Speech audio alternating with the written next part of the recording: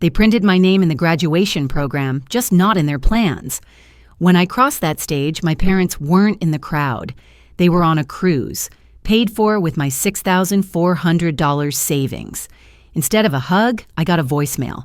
"I'm Rachel, and for years I was quietly erased from my own family. But with my grandmother Louise by my side and a spreadsheet full of truth, I uncovered every lie they told and every dollar they took. If you've ever felt like the invisible one in your own family, this story will remind you that silence isn't weakness, it's power. Watch how we gathered real proof, reclaimed our dignity, and rebuilt a home that finally felt like ours." I still remember the moment they walked into the dining room and saw the laptop open. Their silence was the loudest they had ever been. Don't wait for an apology that may never come. Watch this before another holiday passes with you pretending nothing's wrong. Before we dive into the story, if you're enjoying these meaningful stories, don't forget to hit that like button and subscribe to the channel so you never miss out on more. Now, let's start the story together. My name was printed in the graduation program, but no one said it out loud when I crossed the stage. The crowd around me buzzed with laughter and applause. Names echoed through the loudspeakers, sometimes followed by cheers that pierced the sky. People leapt from their seats, waving signs, crying, calling out nicknames. It felt like the entire field was pulsing with belonging. When my name was read, there was only silence. I walked across the platform, heels steady but heart unmoored. I looked toward Section D, Row 4, Seat 12, where Mom had promised they'd be. The folding chair was empty, straight-backed, undisturbed, a placeholder for a promise broken without even a whisper. Professor Graham gave me a quick hug backstage. "Proud of you, Rachel. You did it." I nodded, managing a half smile. His hand on my shoulder stayed a second longer than it needed to. Maybe he could sense the vacancy behind my eyes. I used to think graduation was the end of the race. But that day, it felt like being left at the finish line with no one waiting. Later that evening, I sat in a corner booth at Ruby's Diner 3 blocks from campus, still in my gown. My cap sat beside me, tassel curled like punctuation in a sentence that never landed. The waitress brought lemon pie and black coffee, and I took a bite without tasting it. My phone buzzed. A voicemail. I pressed play. "Hey, honey, happy graduation!" Mom's voice chirped, too casual. "We wanted to be there, you know that, but the cruise, non-refundable. Your dad tried to change the dates, but they wouldn't budge. We'll do something special when we're back, okay? Love you." Her voice faded. The line went dead. I stared at my pie, then tapped open Instagram. Victoria had posted already. A picture of her in a sundress, arm around Evan and Jenna, all 3 holding martinis. The caption read, "Family first." I let out a laugh. Not loud, not bitter, just hollow. The kind of laugh that comes when the only thing left to do is pretend it doesn't sting. But it did. It stung all the way to my fingertips. I folded the graduation program and slid it into my bag like it might still mean something someday. The waitress returned to ask if I wanted more coffee. I shook my head and asked for a box. She smiled with tired eyes and left me to my silence. Outside, the air smelled of warm pavement and cut grass. The breeze tugged at the hem of my gown. I walked slowly, not sure where to go, not sure it mattered. I didn't cry that night, but something in me, I think it stopped waiting. The house was quiet, wrong quiet, like after someone says something unforgivable and leaves. I stood at the threshold for a moment, holding a bottle of red wine in one hand and a paper bag with gingerbread cookies in the other. The December rain tapped a steady rhythm on the porch roof behind me. Inside, it smelled faintly of pine cleaner and something baked too long ago to still be warm. "Grandma?" I called softly. No answer. The blinking Christmas lights in the living room flickered with an almost apologetic slowness. I stepped in, wiping my shoes on the mat she always kept by the door. The carpet held the kind of warmth you forget exists until you return to it. I found Louise in the kitchen. She was hunched over the table, a cardigan sliding off one shoulder, a small dish of cold stuffing pushed aside next to a glass of orange juice. Her eyes lifted, and she smiled, tired, but warm. "You came," she said. "Of course I came," I replied, setting the wine and cookies on the counter. On the kitchen table lay a folded note, my name written across the top in Mom's handwriting. I picked it up, hands still damp from the rain. "Used your $6,400 for the cruise. Take care of Grandma. Mom." I read it twice, then a third time. The paper crinkled in my grip. My chest felt too tight for December. It wasn't the number, it was the casualness. Like that money had never been mine. Like my labor, my planning, my intention. None of it mattered. Like I'd been a ghost in my own life, and this was just proof on paper. I pulled out a chair and sat down. Louise didn't speak, but she placed a hand over mine. Flash. I was 17. There'd been a mess. Pills missing, voices raised, blame hurled without pause. I hadn't even known what was missing. But the finger pointed at me. Just me. No discussion. Just bags packed and a ride to Grandma's. Only Louise had hugged me. Said, "This house won't feel like home again until you come back." Back in the present, I blinked hard. Louise gave my hand a soft squeeze. "We'll fix this," she said. Her voice was quiet but firm, like she'd already decided. I didn't ask how. I didn't need answers right then. Just presence. Just that someone besides me saw it for what it was. I looked around at the house. The ornaments from 10 years ago still clinging to pine branches long dried, the chipped reindeer mug Grandma refused to throw away. The place had aged, but so had I, and maybe that was the strangest part of all. I sat there, hands still shaking, staring at that note. It wasn't the money that broke me. It was how little I surprised myself by reading it. Grandma didn't say revenge, she said proof. It started on a Tuesday morning in early 2019, when the skies outside looked like someone had painted over the sun with a wet sponge. I had just steeped the tea, mine with lemon, hers plain with 2 sugars, and the scent filled the quiet of the living room. Louise sat down with a quiet grunt and pulled an old shoebox from beneath the couch. "You always liked your tea with lemon," she said, placing the box between us like it was sacred. Inside, years of papers, some yellowed, some curled, none of them trivial. Tax statements, insurance claims, old bank printouts, sticky notes in her neat cursive. "Talk to Evan about this. Call Jenna back, cancel card." I powered on my laptop, heart beating faster than I wanted to admit. The tea cooled, forgotten beside me. I opened a blank spreadsheet and began sorting. Orange folders for banking, blue for medical, yellow for utilities. Each click, each tab, each drag of a file felt like I was recovering not just data, but parts of a story they had tried to erase. Louise moved slower than me, but with more certainty. "That's the month Evan said he'd help with online payments," she said, pointing to a February entry, "but I never gave him the login." Venmo logs told their own story. Jenna's phone had accessed Grandma's account 6 times. Transfers labeled things like errands and care expenses didn't match any receipts. One entry stood out. Spa day, $280. The same week Grandma had skipped her prescription refill. Louise didn't ask me to stop. She just kept handing me envelopes. I entered line after line. Color-coded the irregularities. A pattern emerged, one even my old professors would have noticed. Transfers on birthdays they didn't celebrate. Payments during weekends they claimed to be too busy for family visits.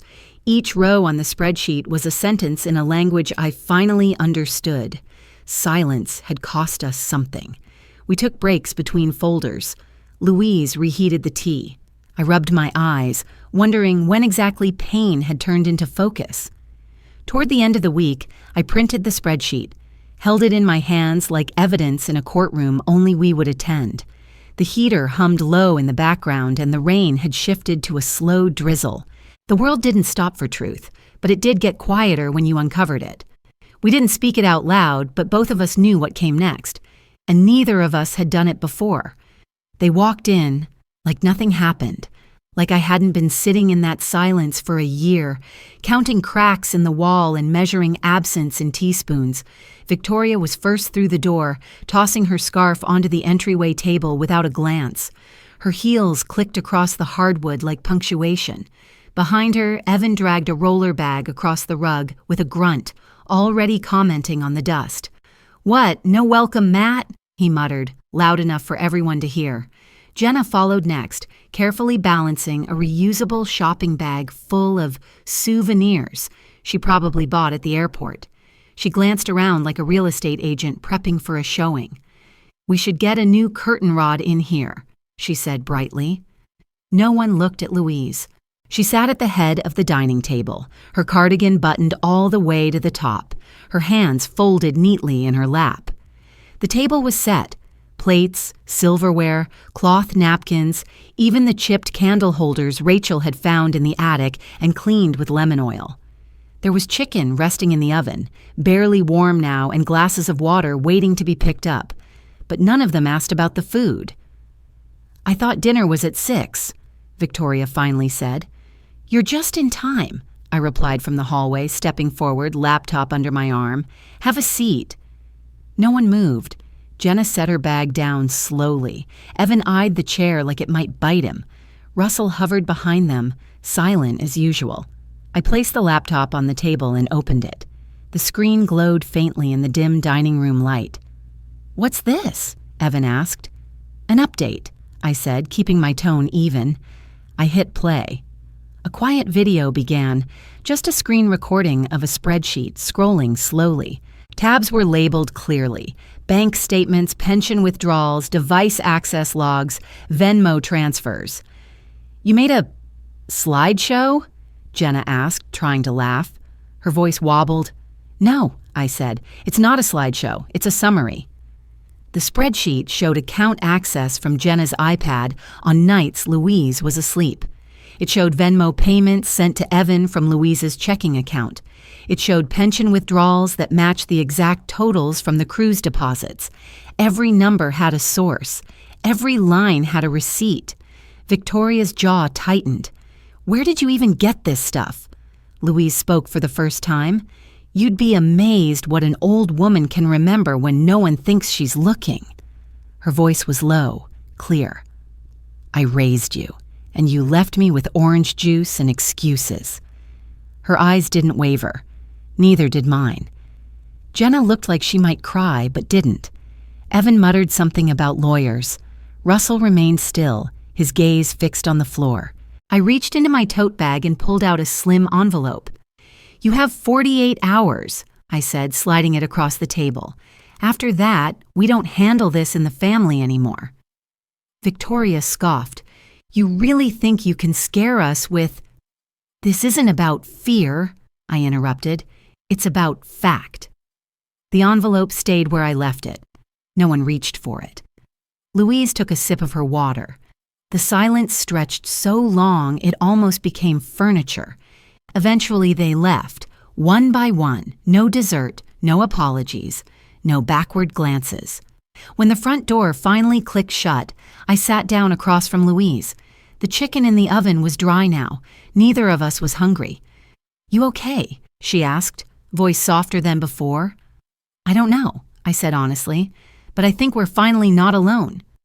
She nodded. The glow of the laptop dimmed to black, like it had done its job.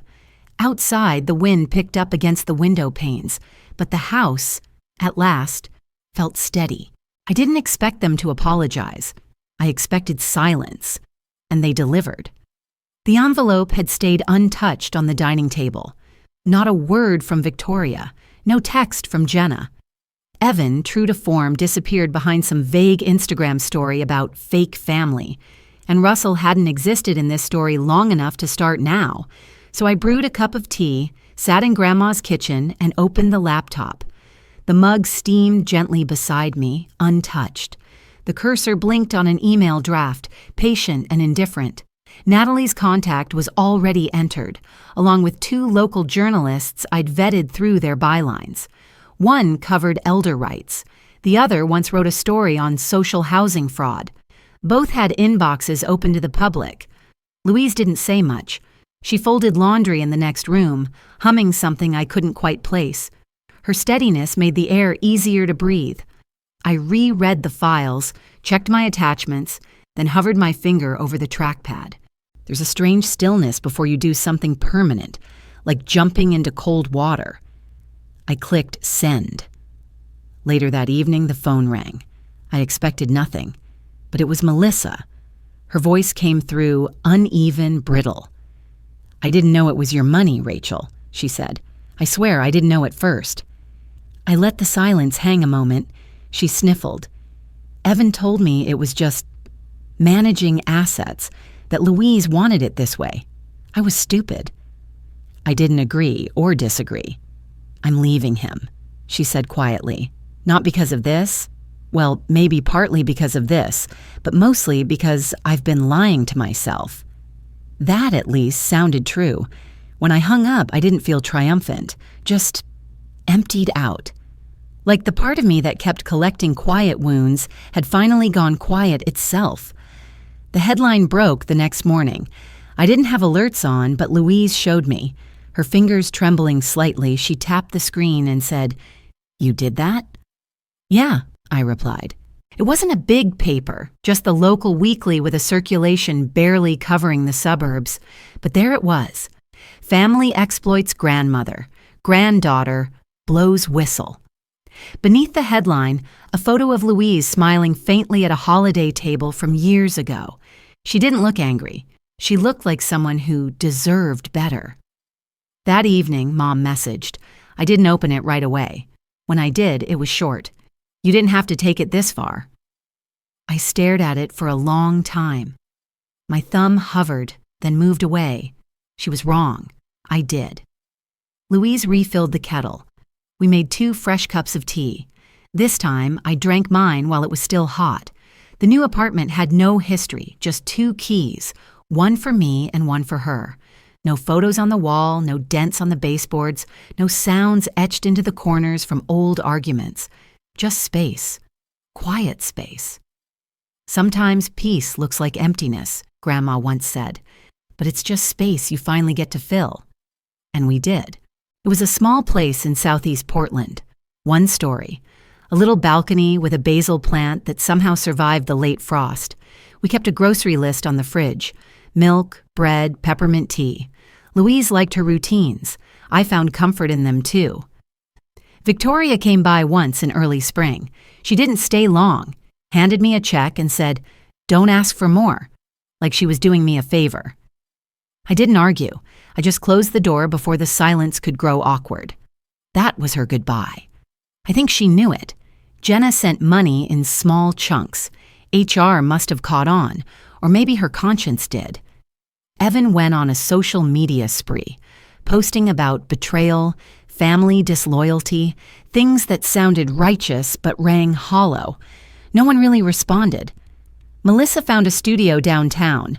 I helped her fill out the application, co-signed when she needed it. She texts me now and then. Once she asked if she could stop by and bring muffins. I said yes. We sat on the balcony and watched traffic. She didn't talk about Evan, and I didn't ask. Most evenings, Louise and I ate simple meals, grilled cheese, soup, sometimes pasta if I felt ambitious. She moved a little slower now, but her eyes still twinkled when she told a story. There was no bitterness in her, only a steady kind of calm. One night, over tea, she asked me, "Why didn't you leave when they left you?" I looked at her for a moment, letting the steam rise between us. Because I remembered who I was before they made me forget. She nodded like she already knew. Sometimes I miss the girl I used to be, the one who waited for people to show up, the one who checked her phone hoping for a message that never came.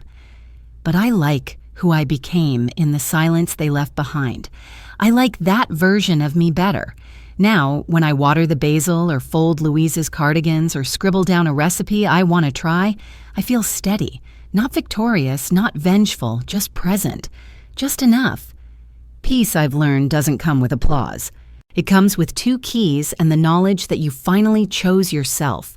Some people leave without ever turning back. Others stay, quietly, with a cup of tea and a folded cardigan. That final spring, I learned that peace isn't something you find, it's something you choose to keep. In life, the people who truly love us may not be the loudest, but they're the ones who show up when it matters. Forgiveness doesn't mean forgetting, and silence isn't weakness.